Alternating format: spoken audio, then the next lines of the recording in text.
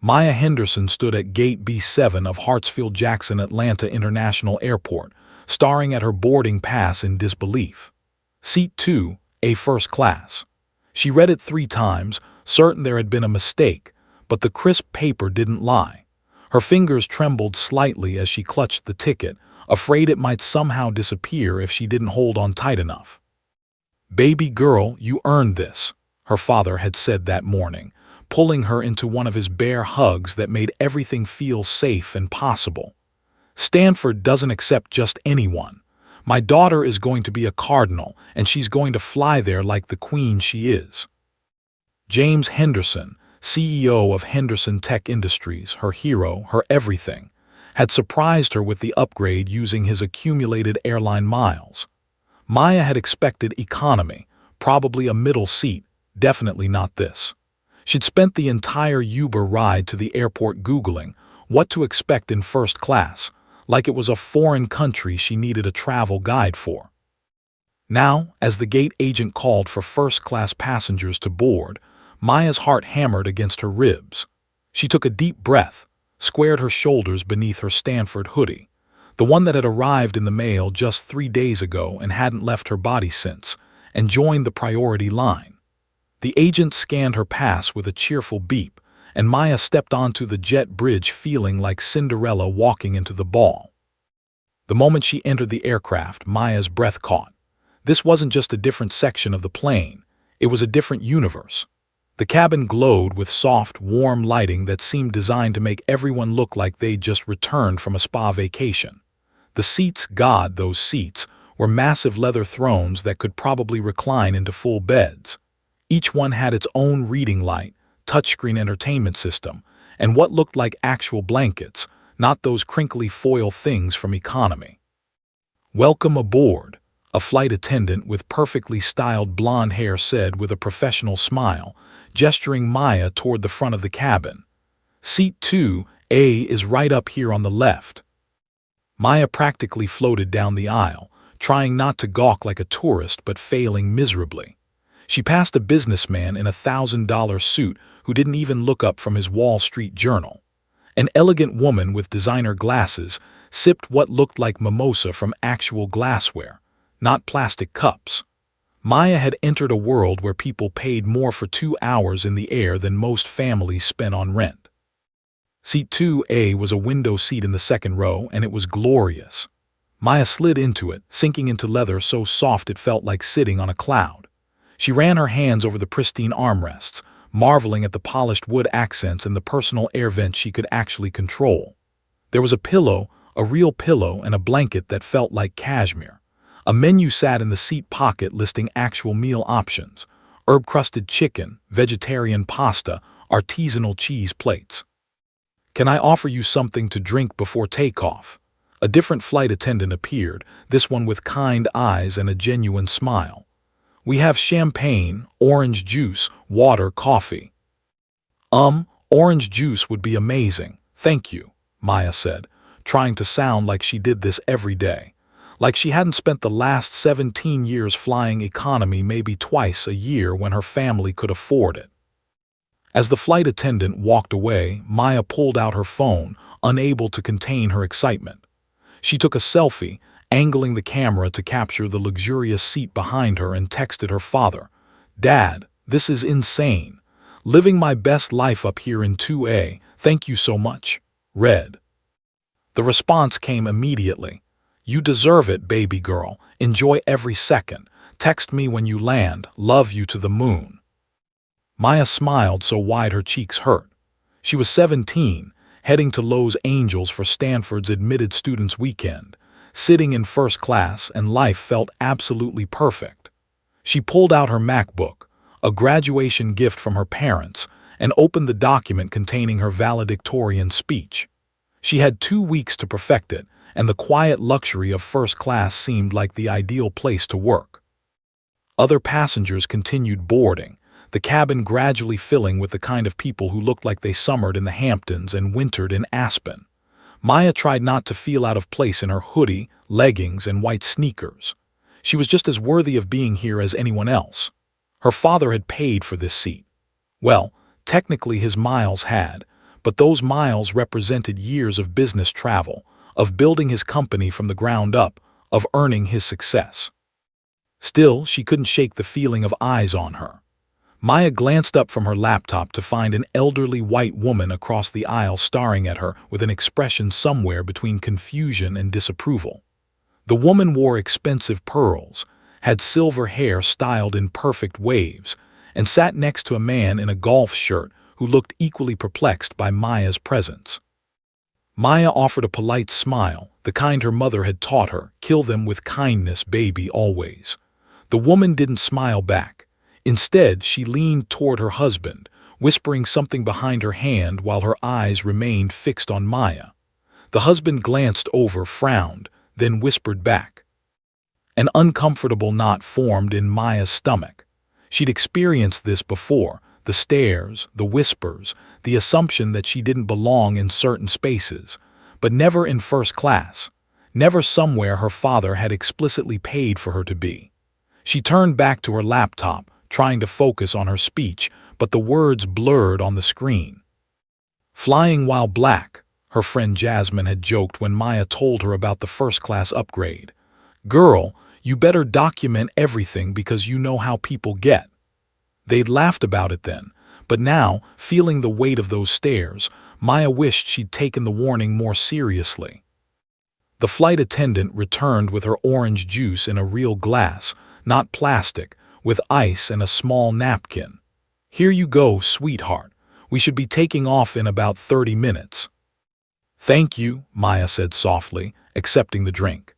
She took a sip, trying to recapture that feeling of excitement from moments ago, that sense that everything was perfect and magical. But the elderly woman was still staring, still whispering to her husband, and Maya couldn't shake the feeling that something was about to go terribly wrong. She had no idea how right she was.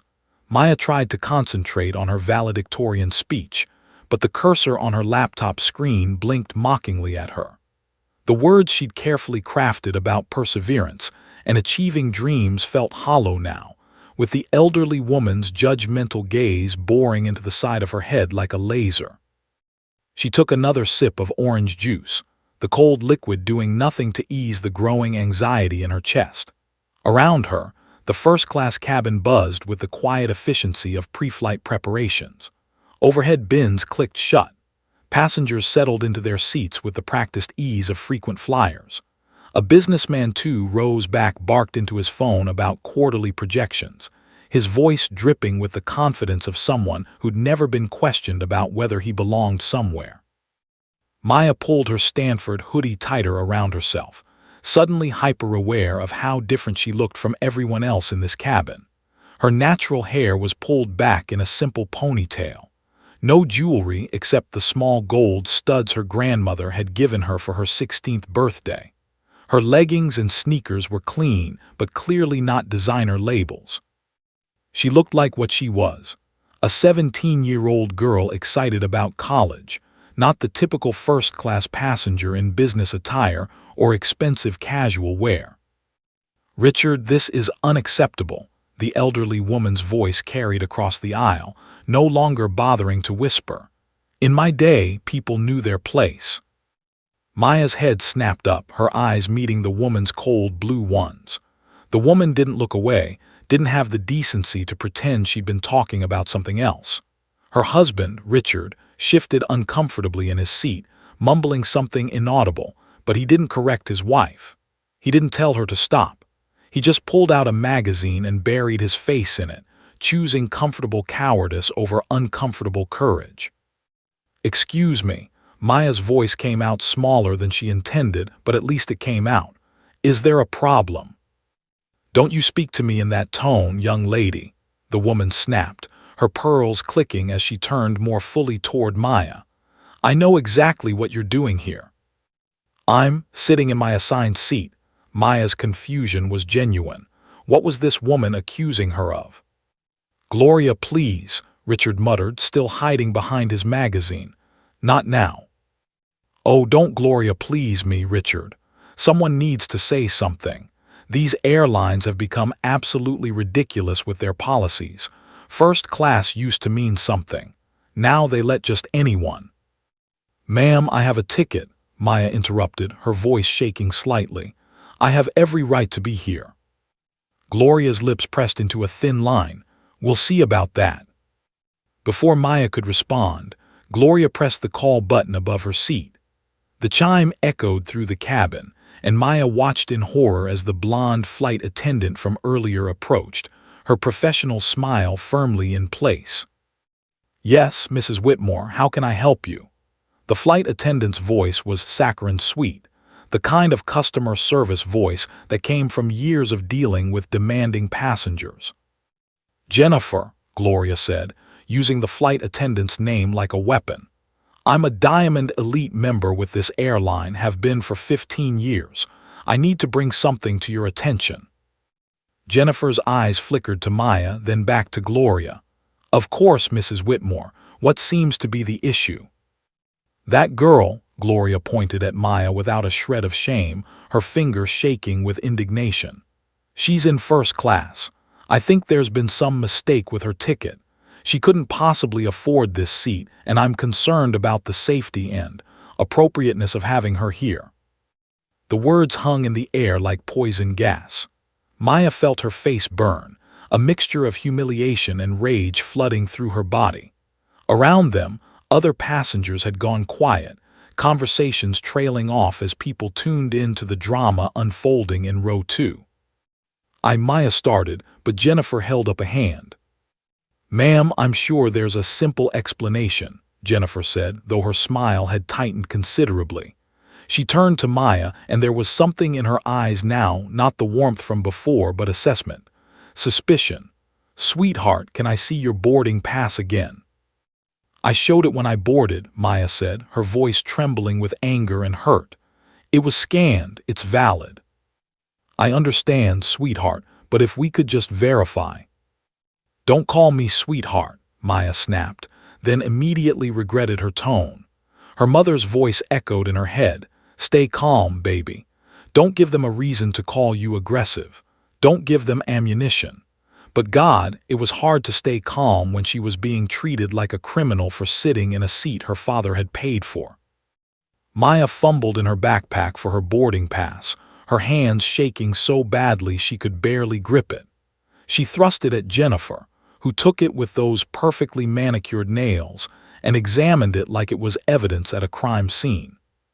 "Seat 2A," Jennifer read aloud, flipping the paper over, holding it up to the light as if checking for watermarks. "And this ticket was. How did you obtain this ticket, honey?" "My father upgraded me," Maya said through gritted teeth. "He's a frequent flyer with this airline. He used his miles." Jennifer said, in a tone that suggested she didn't believe a word. "And your father's name?" "James Henderson. He's the CEO of—" "I've never heard of him," Gloria interjected smugly. "Richard, have you heard of a James Henderson?" Richard remained silent, his magazine now crumpled in his white-knuckled grip.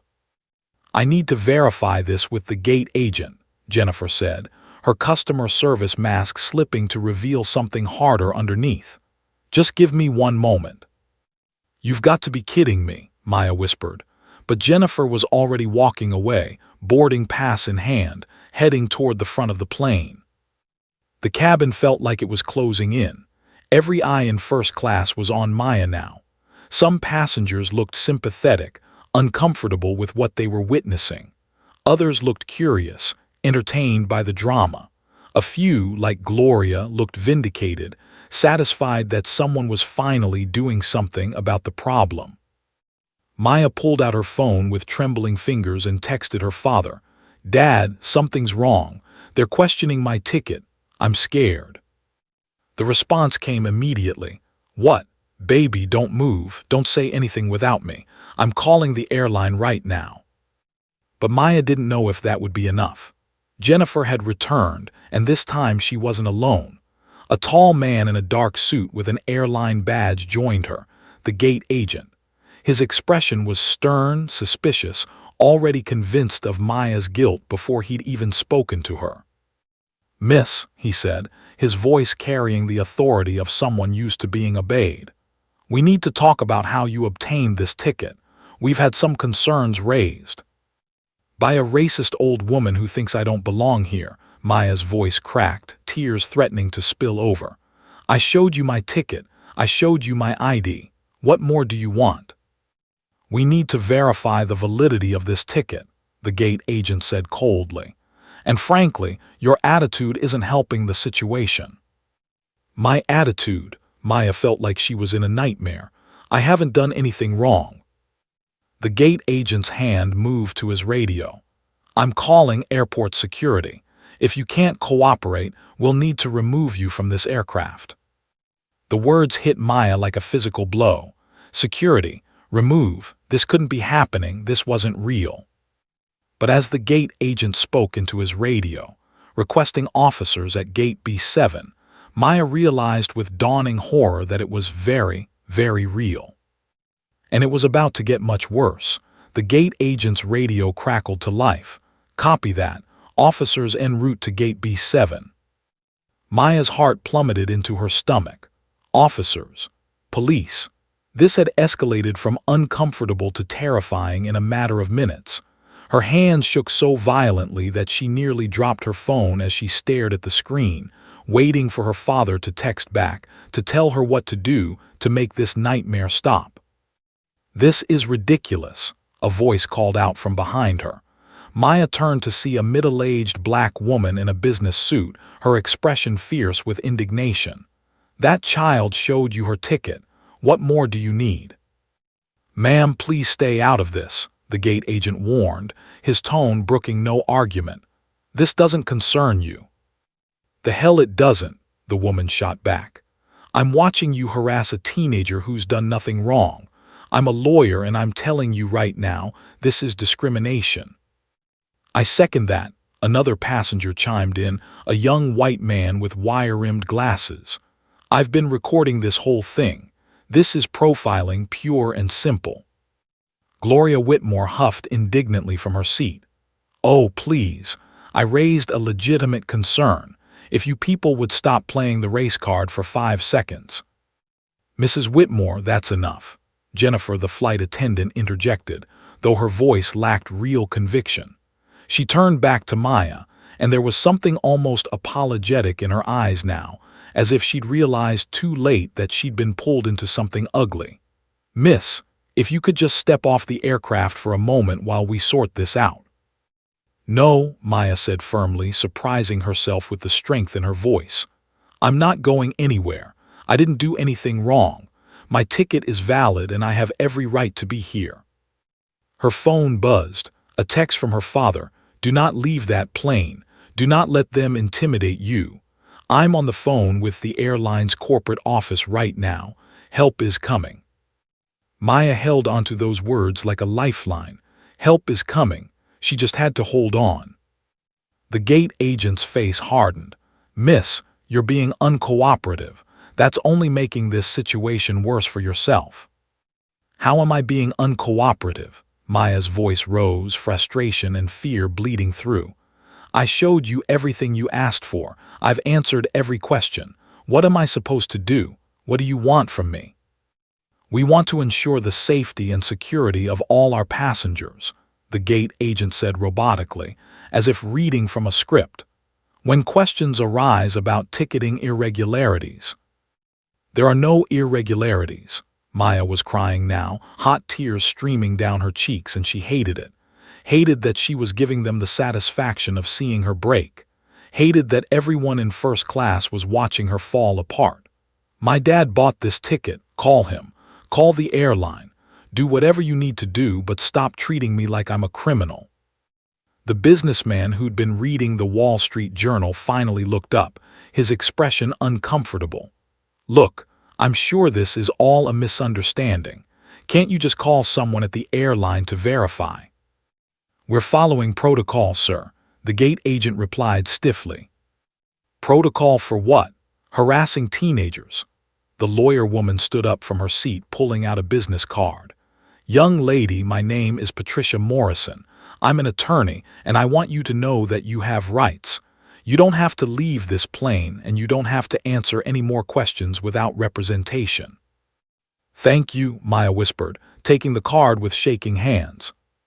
The cabin door opened and Maya's breath caught. Two airport police officers entered, their uniforms dark and imposing, utility belts heavy with equipment. The taller one, his name badge read Daniels, swept his gaze across the first-class cabin before landing on Maya. His expression was already hard, already decided. "This the problem?" Officer Daniels asked the gate agent, jerking his chin toward Maya. The problem? As if Maya was a malfunctioning piece of equipment, an obstacle to be removed and discarded. "Yes, officer," the gate agent said, relief evident in his voice. "This passenger refuses to cooperate with verification procedures." "That's not true," Maya protested, but her voice came out choked and desperate. "I showed them everything. They just don't believe me." Officer Daniels approached her seat, his hand resting casually on his belt near his handcuffs. The gesture was deliberate, meant to intimidate. It worked. Maya pressed herself back into her seat, every muscle in her body tense for flight even though there was nowhere to run. "Ma'am, I'm going to need you to gather your belongings and come with us," Daniels said, his voice flat and emotionless. "Why?" Maya demanded. "Tell me what I did wrong. Tell me what law I broke." "Don't make this difficult," Daniels warned. "You're disrupting a flight." "I'm not disrupting anything," Maya's voice cracked. "They're disrupting. They started this. I was sitting here, minding my own business, working on my laptop, and that woman," she pointed at Gloria, "decided I didn't belong here because of how I look." "That is absolutely not true," Gloria sputtered, her face flushing red. "I never said anything about how she looks. I simply noticed something suspicious." "What was suspicious?" Patricia Morrison demanded. "A black girl in first class, that's what you found suspicious." "How dare you?" Gloria clutched her pearls, literally clutched them as if Patricia had physically attacked her. "I am not a racist. I have black friends." Several passengers groaned at that. Even Richard looked embarrassed. Officer Daniels held up his hand. "Everyone needs to calm down. Ma'am," he looked at Maya, "this is your last chance. Deplane voluntarily, or I will remove you by force and charge you with interfering with a flight crew." "Officer, she's a minor," Patricia interjected. "She has rights. She needs to be able to contact her parent or guardian." "She can do that at the station," Daniel said dismissively. "The station," Maya's voice pitched high with panic. "You're arresting me for what?" "I haven't arrested you yet," Daniel said, his tone suggesting that could change at any moment. "But if you don't comply right now, that's exactly what's going to happen." The second officer, younger with CHEN on his badge, shifted uncomfortably. "Daniels, maybe we should verify the ticket first. The airline can check their system." "I don't need you telling me how to do my job, Chen," Daniels snapped. "This girl is being belligerent and refusing to cooperate. That's enough for me." "I'm not belligerent," Maya sobbed. "Please just let me call my dad, please. He can explain everything." "You should have thought of that before you caused a scene," Daniels said coldly. He reached for her arm. Maya jerked back instinctively, her body recoiling from his touch.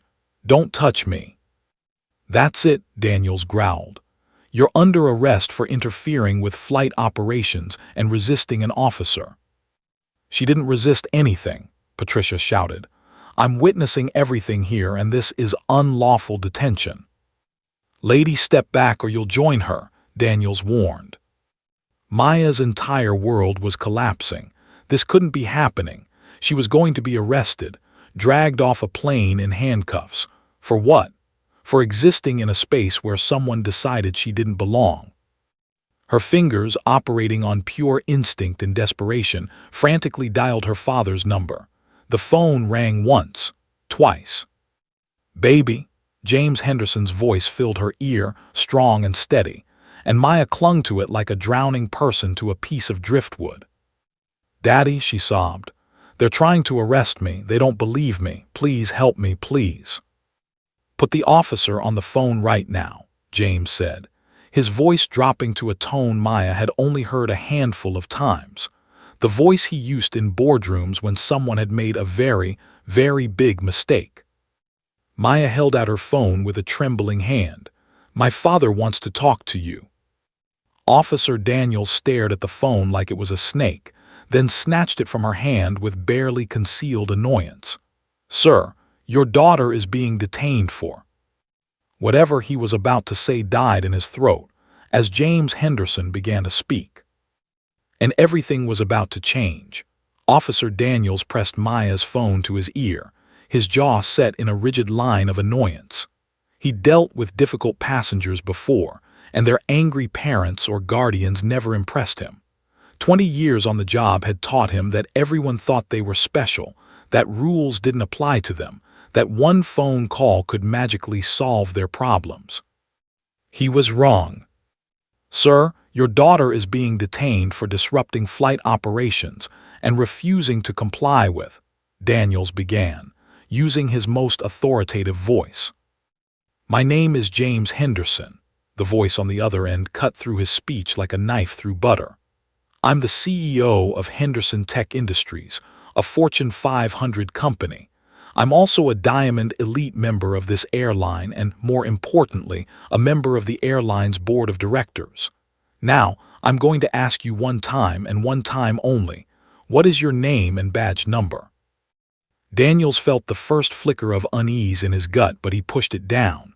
People lied all the time, claimed to be important, threatened lawsuits and consequences that never materialized.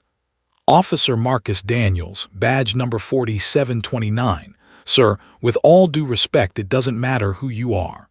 Your daughter—" "Let me stop you right there, Officer Daniels." James's voice had gone from steel to ice.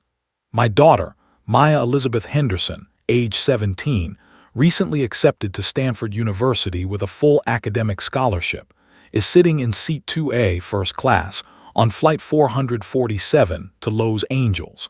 I personally upgraded her ticket this morning using my accumulated miles. The confirmation number is JH4782XY. Now, tell me exactly why you're threatening to arrest my child." "Sir, we received a complaint from another passenger about suspicious." "Suspicious?" James's voice rose slightly, the only sign of the rage he was clearly controlling. "Let me guess. A white passenger complained that a black teenager was sitting in first class and assumed she must have stolen the ticket or was in the wrong seat or somehow didn't belong there. Am I close?" The silence that followed was damning. Daniels glanced at Gloria Whitmore, who suddenly found her lap intensely interesting. His mouth felt dry. "That's what I thought," James continued. "Now here's what's going to happen. I'm currently on another line with my legal team at Morrison, Burke & Associates. Yes, that Morrison, Burke & Associates. I'm also being conferenced into a call with the airline's executive office. In fact, hold on one moment."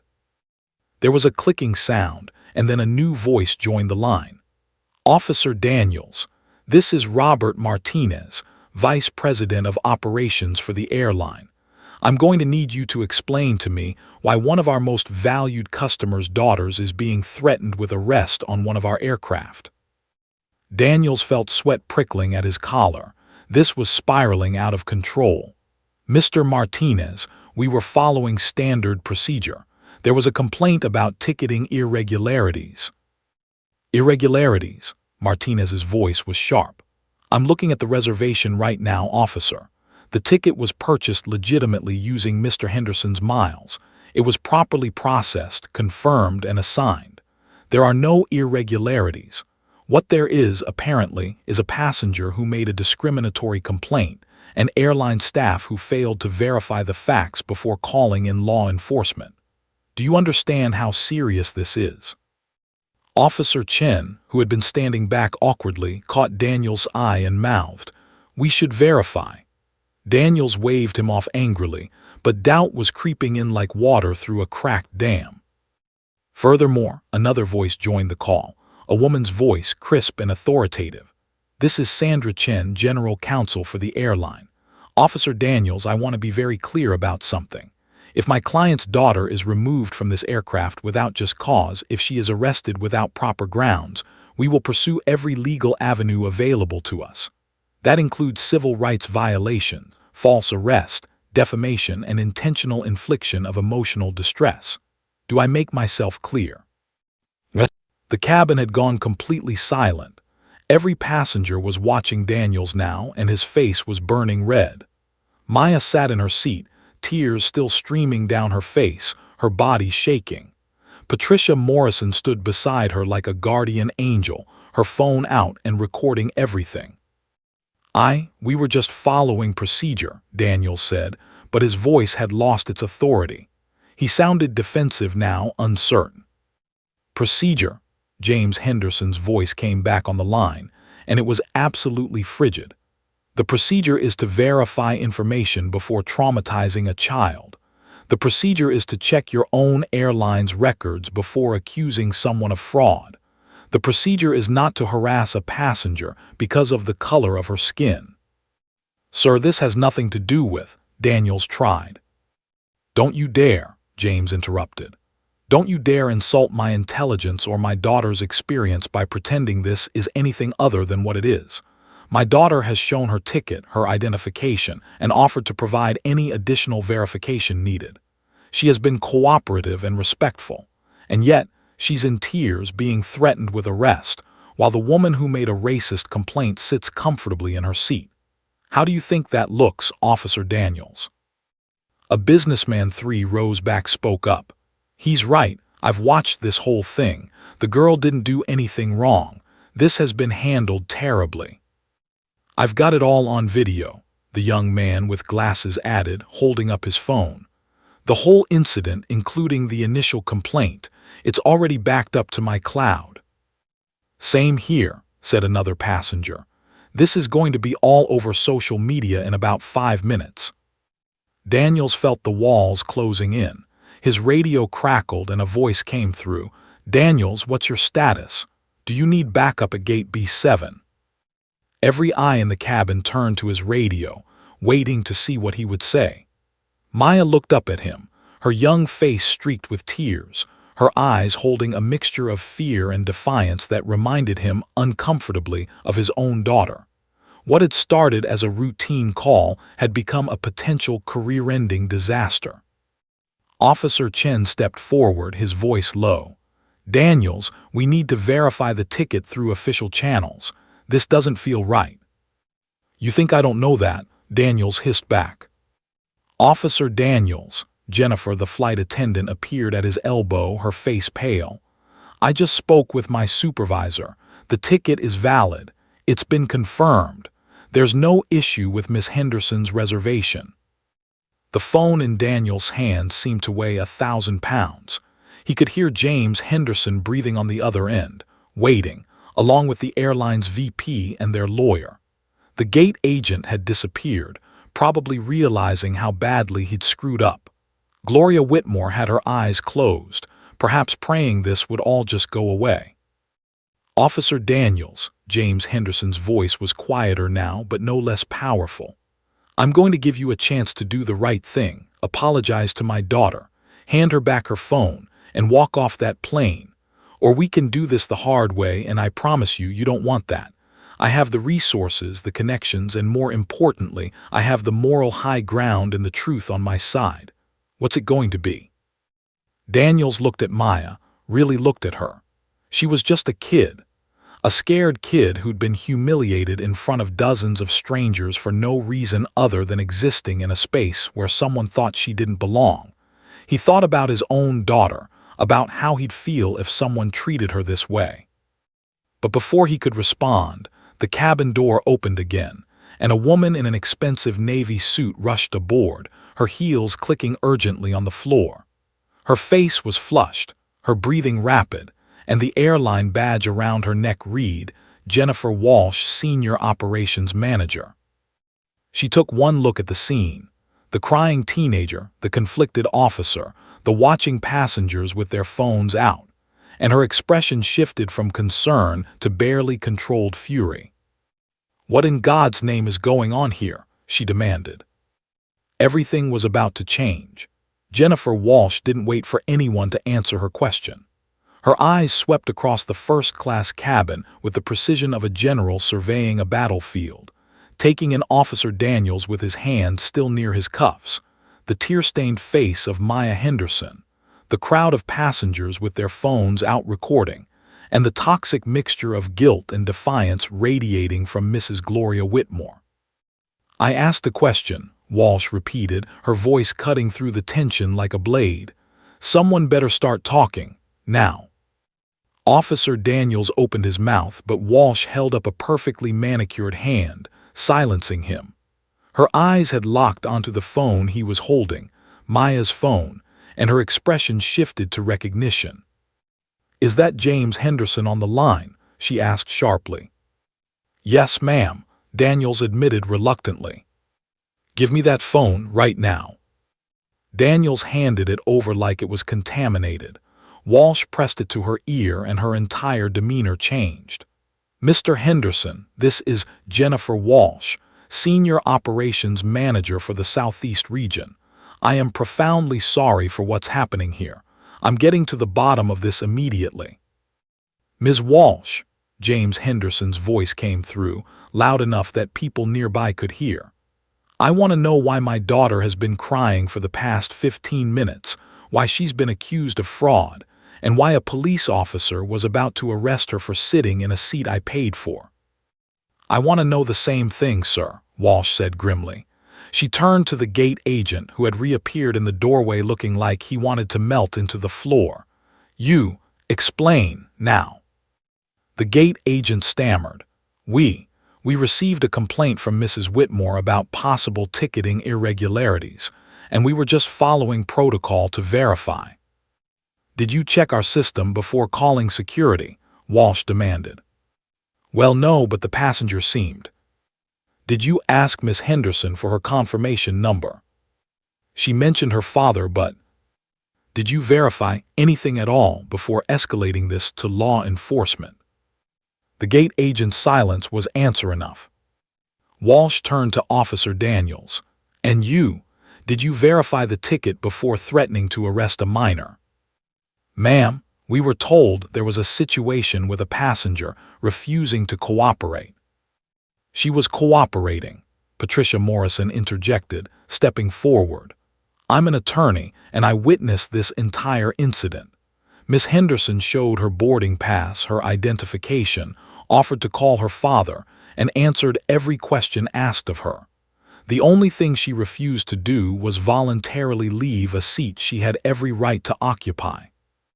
"Is this true?" Walsh looked at the gathered crowd. "Absolutely," the businessman with the Wall Street Journal confirmed. "The young lady has been nothing but respectful. This has been handled abhorrently from the start." "I've recorded the entire incident," the young man with glasses added, holding up his phone. "Starting with Mrs. Whitmore's initial complaint, where she explicitly said the girl couldn't possibly afford this seat and expressed concerns about appropriateness. Her words, not mine." All eyes turned to Gloria Whitmore, who had somehow managed to shrink into her seat despite her earlier bravado. I never said anything about race," she protested weakly. "I simply thought there might be a mistake." "A mistake," Walsh repeated flatly. She looked at Gloria with the kind of withering contempt usually reserved for cockroaches. "A mistake that just happened to involve a black teenager in first class. What a coincidence." "Now see here," Gloria's husband Richard finally spoke up, but Walsh cut him off with a look that could have frozen fire. "Sir, unless you want to join your wife in whatever consequences are coming, I suggest you remain silent." Walsh turned back to Maya's phone. "Mr. Henderson, I need you to stay on the line. I'm going to put you on speaker so we can resolve this properly." She tapped the screen and James Henderson's voice filled the cabin. "I'm here, and I'm not alone. I still have Robert Martinez, VP of Operations, and Sandra Chen, General Counsel, on this call with me." "Good," Walsh said crisply, "because I'm about to make some decisions and I want witnesses. First, let me verify Miss Henderson's ticket personally." She pulled out her tablet, her fingers flying across the screen. Confirmation number JH4782XY. Booking made at 7:23 a.m. this morning. Paid for with Diamond Elite miles belonging to James Henderson. Account number ending in 4829. Seat assignment 2A, first class, flight 447 to Los Angeles. The ticket is completely valid and properly processed. She looked up at Officer Daniels. Does that sound like fraud to you, officer? Daniels' face had gone from red to ashen. No, ma'am. Officer Chen, Walsh addressed the younger cop, who straightened at attention. In your professional opinion, did this passenger commit any crime or violation that would warrant arrest? Chen shook his head. No, ma'am. From what I observed, she was cooperative and within her rights. Thank you for your honesty. Walsh's gaze swung back to Daniels like a weapon. Officer Daniels, you are no longer needed on this aircraft. Please leave immediately. I'll be filing a formal complaint with your supervisor about your conduct here today. Ma'am, I said leave. Walsh's voice dropped to a deadly quiet that was somehow more terrifying than shouting. Now. Daniels opened his mouth, closed it, then turned and walked off the plane, his shoulders hunched. The cabin remained silent except for his retreating footsteps. Walsh turned to the gate agent next. You're done for the day. Report to the main office immediately. Don't touch any other passengers, don't make any other decisions. Just go. But the flight. Go. He went. Walsh approached Maya's seat, and for the first time her expression softened. She knelt down beside the terrified teenager, making herself physically smaller, less intimidating. Miss Henderson, I am so deeply sorry for what you've experienced today. What happened to you was wrong. It was discriminatory, it was handled improperly at every level, and you deserved so much better. Maya couldn't speak. The tears were flowing again, but these were different. Tears of relief, of vindication, of the emotional crash that comes when the immediate danger passes, and you realize how terrified you actually were. May I speak to your father? Walsh asked gently, gesturing to the phone. Maya nodded and Walsh raised the phone. Mr. Henderson, your daughter is safe. No one is going to remove her from this aircraft. No one is going to arrest her. I give you my personal guarantee. Thank you, Ms. Walsh. James's voice was thick with emotion. Can I talk to my daughter? Walsh handed the phone to Maya, who pressed it to her ear like a lifeline. Daddy. Baby girl, I'm so proud of you, James said, and Maya could hear that he was crying too. You stood your ground. You didn't let them intimidate you. I'm so proud, and I'm so sorry you had to go through that. I want to come home, Maya whispered. I know, baby, I know. I'm chartering a plane right now. I'll be there in 3 hours, but Ms. Walsh is going to take care of you until I get there, okay? Okay, Maya breathed. Walsh stood, her expression hardening again as she looked at the assembled passengers, her crew, and finally at Gloria Whitmore. She pulled out her radio. This is Walsh. I need the pilot of Flight 447 to meet me in the cabin immediately. We have a situation that requires command-level decision-making. Captain William Rodriguez appeared within seconds, a veteran pilot with silver at his temples and 30 years of experience in his bearing. Ms. Walsh. She pulled him aside, speaking quietly but urgently. Their conversation lasted less than 2 minutes, but Maya watched the captain's expression shift from confusion to understanding to something that looked like righteous anger. He nodded once, then walked to the front of the cabin and picked up the intercom handset. His voice, when it came through the speakers, was calm but carried unmistakable authority. Ladies and gentlemen, this is your captain speaking. I've been informed of a situation that occurred during boarding that is completely unacceptable and violates every value this airline stands for. After consultation with our operations manager, I've made a decision. The cabin held its collective breath. This flight is canceled. Announcement hit the cabin like a grenade. This flight is canceled. For 3 seconds there was absolute silence. Then chaos erupted. "What? You can't be serious. I have a connection. This is outrageous." Captain Rodriguez's voice cut through the noise, still calm but with an edge of steel. Due to the hostile environment created during boarding, the mishandling of a passenger complaint by airline staff, and the inappropriate involvement of law enforcement against a minor who had committed no violation, I am exercising my authority as captain to cancel this flight. This aircraft is grounded until a full investigation is completed. "You can't do this," Gloria Whitmore shrieked, jumping to her feet. "We have places to be. This is consequences, Mrs. Whitmore," Captain Rodriguez said, his eyes locking onto hers with laser precision. "Something you should have considered before you decided to file a discriminatory complaint that traumatized a teenager and turned my aircraft into a crime scene." "I did no such thing. You simply saw a black girl in first class and decided she didn't belong," Patricia Morrison interjected coldly. "We all heard you. It's on multiple recordings. I'd stop talking if I were you before you make this worse for yourself." Gloria's face turned an alarming shade of purple. "Richard, say something." Richard Whitmore finally found his spine, but not in the way his wife expected. "Gloria, just stop, please. You've done enough." He looked at Maya with genuine remorse.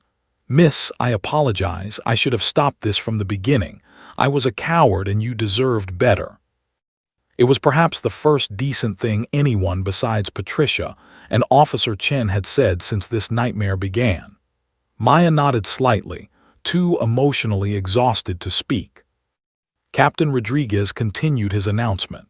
"All passengers must deplane and report to the gate counter for rebooking. Ground staff will assist with connections and accommodations as needed.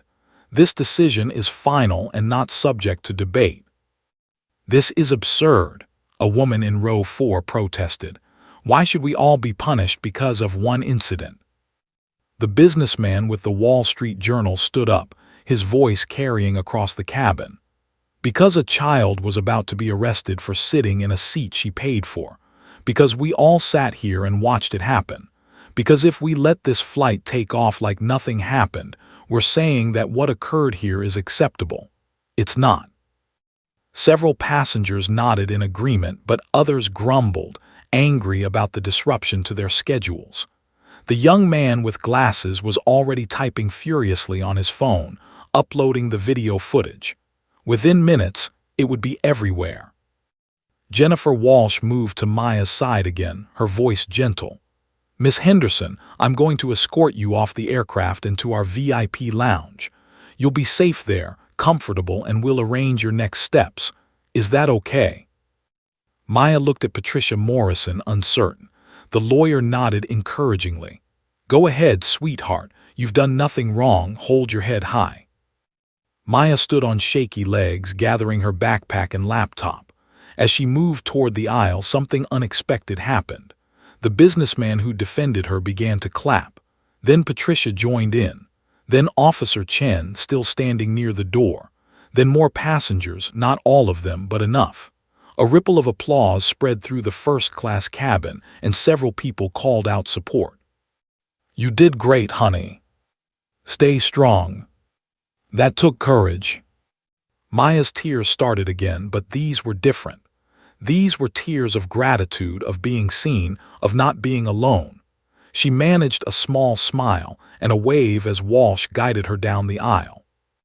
As they passed Gloria Whitmore, the older woman tried one last time. "This is ridiculous. I'm a Diamond Elite member. I've been flying with this airline for 15 years. You can't treat me like this."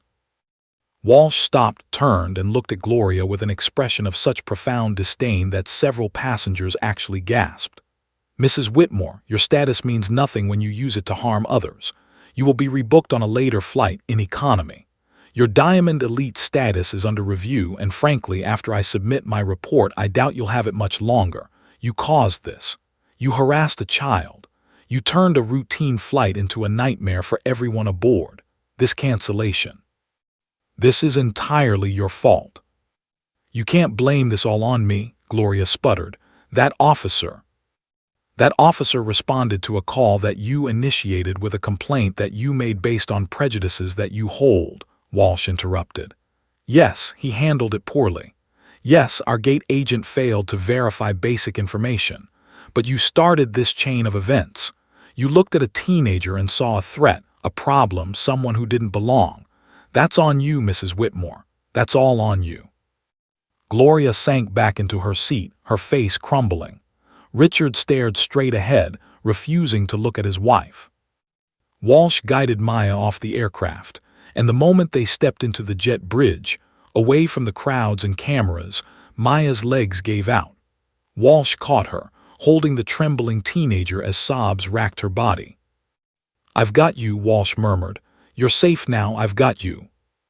Behind them, passengers began filing off the plane, many pulling out phones to text about delays, to complain to customer service, to post on social media about the crazy incident on Flight 447. Some were sympathetic to Maya. Others were angry about the inconvenience. But all of them were talking, recording, sharing. Within 20 minutes, Flight 447 was trending on Twitter. Within an hour, the video of Officer Daniels threatening to arrest Maya had been viewed over 2 million times. Within 2 hours, major news outlets were reaching out to the airline for comment. The story was spreading like wildfire, and there was no containing it now. In the VIP lounge, Walsh settled Maya into a private room with comfortable chairs, soft lighting, and a door that locked from the inside. She brought water, tissues, a blanket, and a phone charger. She also brought something Maya desperately needed: silence and safety.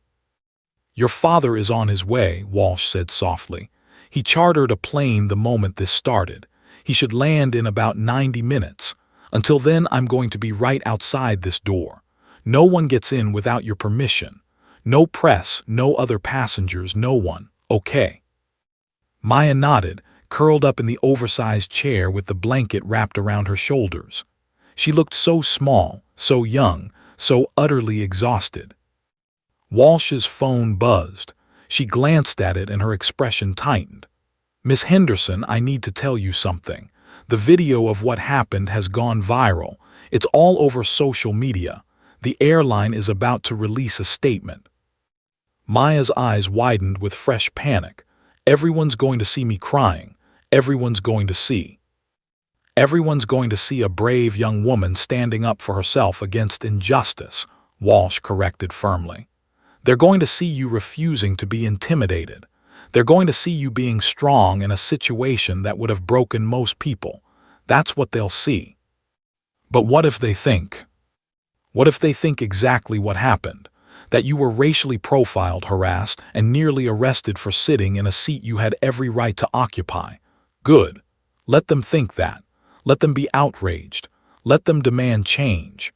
You didn't ask for this, Maya, but you handled it with more grace than most adults could have managed." Maya's phone, charging on the table beside her, began buzzing incessantly. Text messages flooded in, from friends who'd seen the video, from relatives, from people she hadn't talked to in years. Her social media notifications were exploding. One text stood out from her best friend Jasmine. "OMG Maya, I saw the video, are you okay? This is everywhere, everyone's on your side. That cop looks like a complete tool. Call me when you can, love you." Maya managed a weak smile. At least something good was coming from this nightmare. Walsh's radio crackled. "Ms. Walsh, we have media crews arriving at the terminal. They're requesting interviews with the passenger from Flight 447. How should we proceed?" Walsh pressed the button. "No media access to Miss Henderson, period. Issue the prepared statement and direct all inquiries to corporate communications. If anyone tries to approach this lounge, security removes them immediately. Clear." "Crystal clear, ma'am." Walsh looked at Maya apologetically. "I'm sorry. This is going to be a circus for a while." Maya pulled the blanket tighter. "I just wanted to go to California for a college weekend. That's all I wanted." I know, sweetheart, I know. Outside the locked door, the world was erupting in outrage, debate, and demands for accountability. But inside, Maya Henderson, 17 years old, Stanford-bound and traumatized beyond measure, just wanted her father. And he was coming. The VIP lounge had become Maya's sanctuary and her prison. Through the floor-to-ceiling windows, she could see the terminal bustling with activity, but in here, time seemed suspended. She'd been scrolling through her phone for the past hour, watching her life become a national news story in real time. The video had exploded across every platform. Twitter, Instagram, TikTok, Facebook, everywhere she looked, there she was, crying, pleading, showing her ticket to Officer Daniels while he loomed over her with his hand near his handcuffs. The footage was damning, visceral, impossible to watch without feeling something. Teen nearly arrested in first class for flying while black, CNN. Viral video shows police threatening Stanford-bound teen on airplane, NBC. Flight canceled after passenger racially profiles black teenager, The Washington Post. The headlines kept coming. Maya's phone vibrated continuously with notifications, messages, tags, and comments from people she'd never met who were somehow invested in her story now. At Justice Warrior 2024, "This is absolutely disgusting. That girl was terrified. Justice for Maya." At Traveling Mom, "I'm crying watching this. What if this was my daughter? This could be any of our kids." Flight 447. As a 20-year airline pilot, I support Captain Rodriguez's decision 100%. That girl deserved better. We all deserve better. But not everyone was sympathetic. The comments section was a battlefield. At Truth Teller 88, "We don't know the whole story. Maybe she was acting suspicious." At Realist View, "Why did she refuse to just step off and verify? Making it difficult just makes things worse." At Concerned Citizen, "Another case of playing the race card. The airline was just doing their job." Maya felt sick reading the negative comments, even though Patricia Morrison, who'd given Maya her personal cell number and insisted she call any time, had warned her not to look. "Don't read the comments," Patricia had texted. "Never read the comments. Focus on the people who matter." The people who mattered were showing up in overwhelming numbers. The hashtag Justice for Maya was trending #1 worldwide. Celebrities were weighing in. Civil rights organizations were issuing statements. Someone had started a GoFundMe to support Maya's education. Even though she didn't need it, it had already raised over $50,000 in 3 hours. A soft knock on the door made Maya jump. Jennifer Walsh peeked her head in, her expression a mixture of concern and something else, anticipation. "Maya, your father just landed. He's on his way here now. Should be less than 10 minutes." Relief flooded through Maya so powerfully that she started crying again. She'd been crying on and off for hours now, her eyes puffy and red, her face blotchy. She probably looked terrible. She didn't care. "There's something else," Walsh continued carefully, stepping fully into the room. "The airline's CEO, Martin Chambers, has arrived. He flew in from our headquarters in Dallas specifically to meet with you and your father. He wants to apologize personally." "I don't want to talk to anyone," Maya said, her voice hoarse from crying. "I just want my dad." "I understand completely. But Maya, you should know. The airline is taking this very seriously. They've already suspended the gate agent pending investigation. They're reviewing their entire discrimination response protocol. They've announced mandatory bias training for all employees. This is already creating change." "Good," Maya said quietly. "Maybe the next black girl in first class won't have to go through what I did." Walsh's eyes glistened. "That's exactly what we're working toward. You're incredibly brave, you know that." Maya didn't feel brave. She felt exhausted, violated, angry, and scared. But before she could respond, there was a commotion outside the lounge, raised voices, someone saying, "Sir, you can't just..." And then the door burst open. James Henderson stood in the doorway, his suit rumpled from travel, his eyes wild with worry and fury and love. He looked like he'd aged 10 years in the last few hours. "Baby girl," he breathed. "Daddy." Maya launched herself from the chair and into her father's arms, and for the first time since this nightmare began, she felt truly safe. James held her so tightly she could barely breathe, and she didn't care. She buried her face in his chest and sobbed deep, wrenching sobs that came from somewhere primal. "I'm here," James murmured, stroking her hair. "I'm here, baby. I'm so sorry. I'm so sorry." "You didn't do anything wrong," Maya choked out. "You just gave me a nice seat." "And someone made you feel like you didn't deserve it," James said, his voice breaking. "Someone made my brilliant, beautiful, perfect daughter feel like a criminal for existing in a space she had every right to be in. That's on them, baby. That's on this broken system. But I promise you, I promise, there will be consequences." Walsh quietly excused herself, giving them privacy. Through the glass walls of the lounge, Maya could see a growing crowd, men in suits who looked important, security guards, and yes, news cameras being held back at a distance. James pulled back to look at his daughter's face, his own eyes wet with tears. "Are you hurt? Did anyone touch you?" "No, just scared me, made me feel so small, Dad, so worthless." "You are neither of those things," James said fiercely. "You are extraordinary, and the whole world is seeing that right now. Have you seen social media?" "Some of it," Maya admitted. "It's a lot." "It's overwhelming," James agreed. "But baby, look at what's happening. People are standing up. They're demanding change. Your story, God, I wish you didn't have to have this story, but it's making a difference. Already." His phone rang. He glanced at it and showed Maya the screen. Martin Chambers, CEO. "The airline's CEO wants to talk," James explained. "We don't have to right now if you're not ready." Maya straightened, wiping her eyes. Something hardened inside her, not anger exactly, but resolve. "No, I want to talk to him. I want him to see what his employees did. I want him to look at me and know that this happened on his airline." Pride flashed across James's face. "That's my girl," he answered the phone. "Mr. Chambers, my daughter and I are ready to speak with you." Within minutes, Martin Chambers entered the lounge, a silver-haired man in his 60s who looked like he hadn't slept in days. He was flanked by Jennifer Walsh and another woman Maya didn't recognize.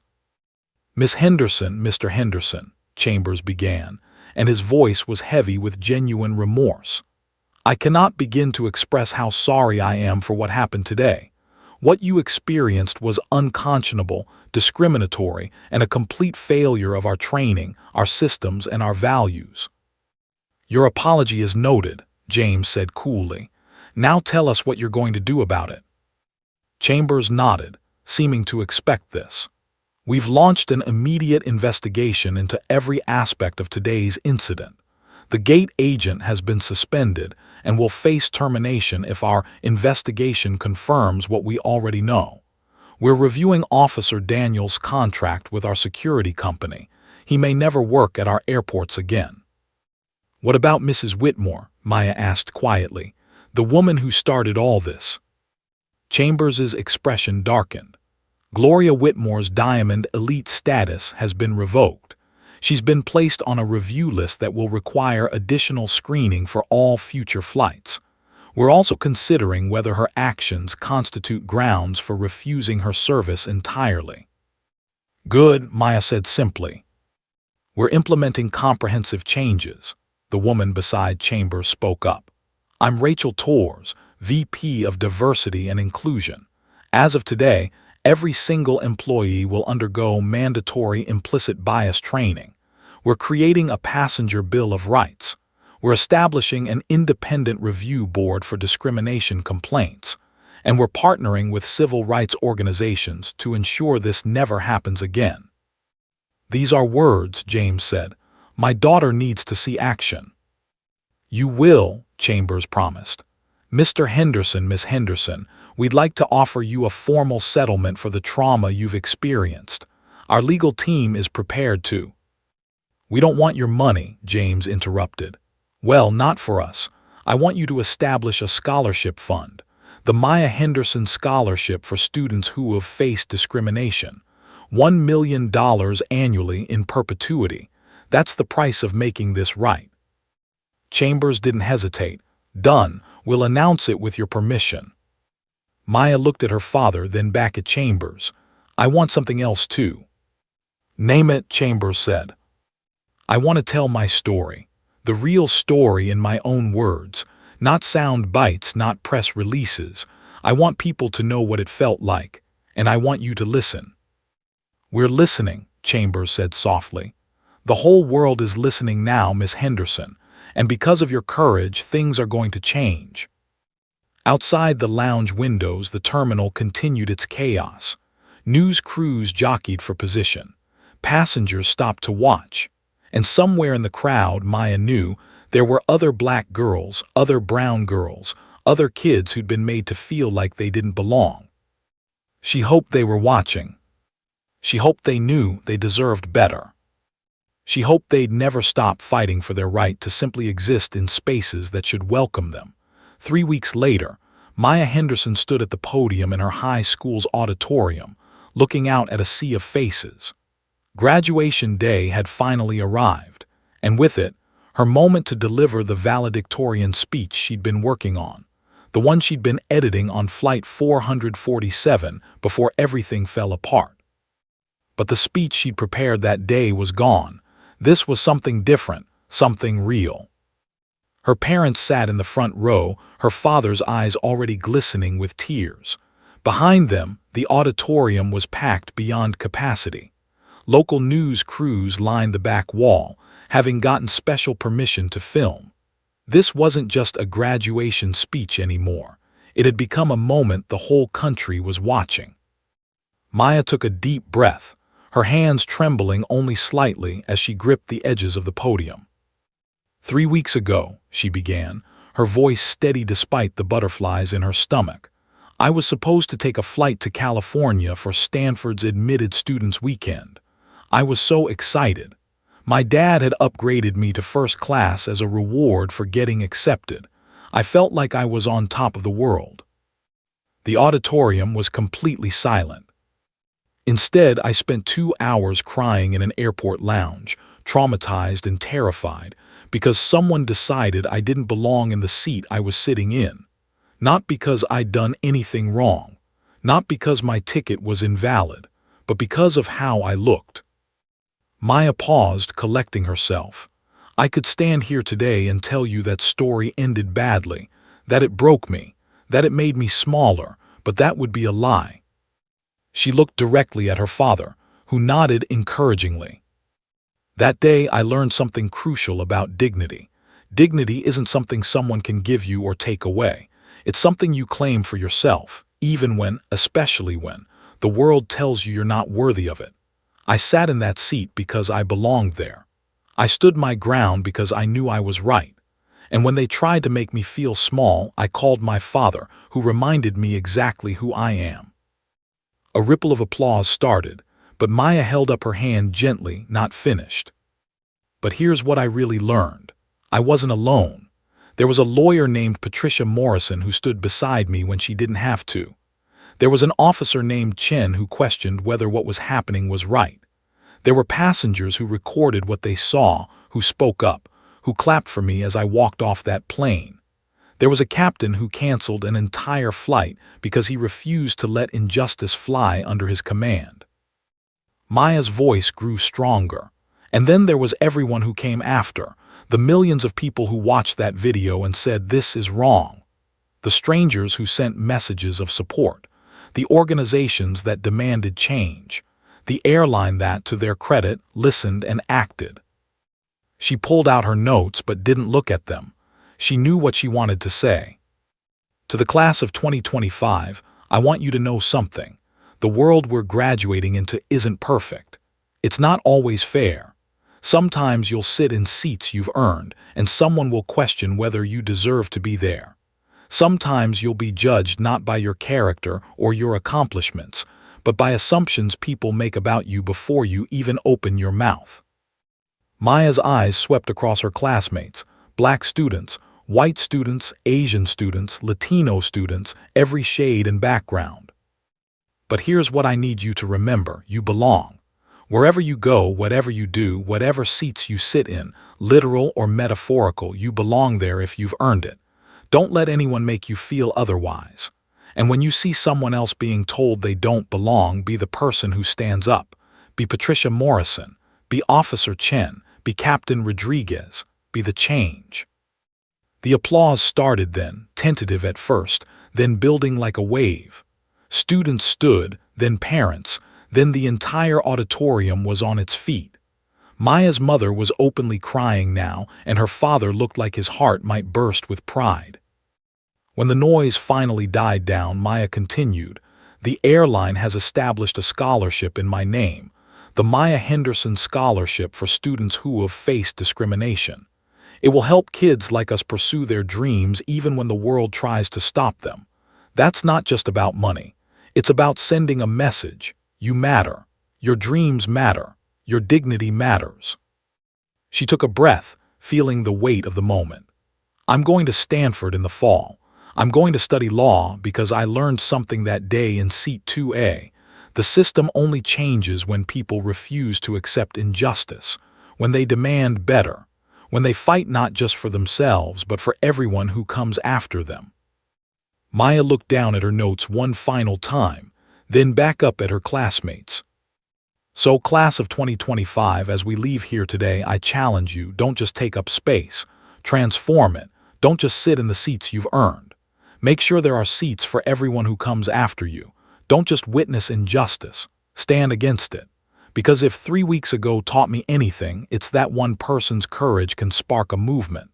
One voice, raised at the right moment, can change everything." The standing ovation lasted 5 full minutes. Cameras flashed.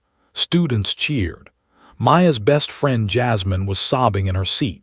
And somewhere in the back, recording everything, the news crews captured a moment that would be replayed on broadcasts across the country that evening.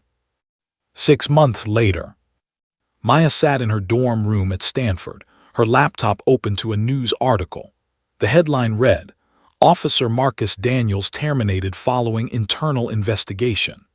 The article detailed how Daniels had been found to have a pattern of discriminatory behavior, with Maya's case being the breaking point that finally brought accountability. Another tab showed Gloria Whitmore issuing yet another apology, this one more sincere than her first attempts, recorded after she'd been required to complete a court-ordered diversity training program following a discrimination lawsuit. She'd lost friends, social standing, and her beloved Diamond elite status. The consequences of her actions had followed her everywhere. But Maya's favorite tab was the one showing the first recipients of the Maya Henderson Scholarship.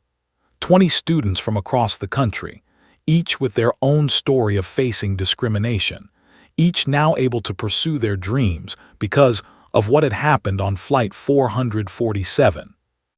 Her phone buzzed, a text from her father, "Heading to the airport for my flight to San Francisco. Guess what seat I'm in?" Smiling face with smiling eyes. Maya smiled, typing back, "Let me guess, first class." 2A, he responded. "Always 2A, it's our seat now. Our reminder that we belong anywhere we choose to be." Maya looked out her dorm window at the Stanford campus, students of every background walking to classes, studying under trees, laughing together.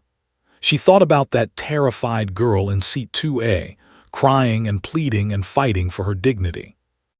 That girl had been scared. That girl had been traumatized. That girl had wanted to disappear. But that girl had also been brave. That girl had stood her ground. That girl had sparked a conversation that was still echoing across the country, changing policies, changing minds, changing lives. Maya opened her laptop and started working on her essay for her introduction to civil rights law class. The professor had asked them to write about a personal experience that shaped their understanding of justice. She knew exactly what to write about. As her fingers flew across the keyboard, Maya smiled. That day on Flight 447 had tried to break her, tried to make her small, tried to tell her she didn't belong. Instead, it had shown her exactly how strong she was. It had revealed her purpose. It had set her on a path to fight for others who would face the same battles. She'd gone to the airport that day, as a girl excited about first class and college visits. She'd left as an advocate, a symbol, a voice for change. And when she boarded flights now, always in first class, always holding her head high, she sat in her seat with the quiet confidence of someone who knew, beyond any doubt, that she belonged there. Just like she belonged everywhere else she chose to be. The end.